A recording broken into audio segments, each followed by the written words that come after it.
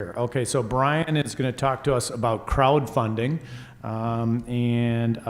Brian is our first attorney here today, so welcome to the podium. And by the way, this is not billable in his time, so it's free advice, but Brian's an expert in the crowdfunding world, and if I look back not too far ago, this wasn't an option, and so now today it is a financing option, so tell us a little bit about that market.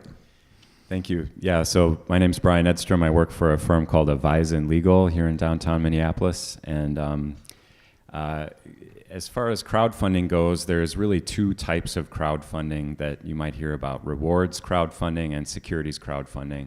And rewards crowdfunding is the Kickstarter, Indiegogo type model where businesses or people that want to support a cause are raising money without promising something financial in return, other than a free T-shirt or something like that. Securities crowdfunding is a newer option where businesses can raise money by approaching accredited investors and non-accredited investors online through a crowdfunding portal in order to sell securities. So that could be a debt offering or an equity offering made online through a registered portal. And there's two main laws that have passed recently that can benefit Minnesota businesses that are interested in securities crowdfunding. Regulation crowdfunding, or Reg CF, is a federal law that allows businesses to raise up to $1.07 million in 12 months from investors anywhere in the country.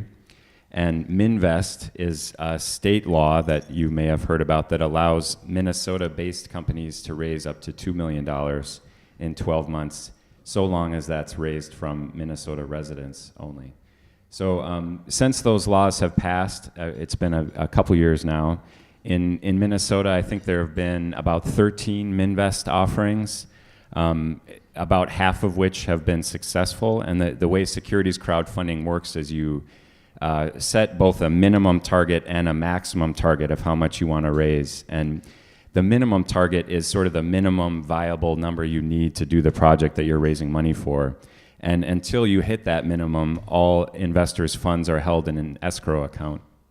So if you don't hit that minimum, the money's returned to investors. If you hit it, then you can collect it and keep going.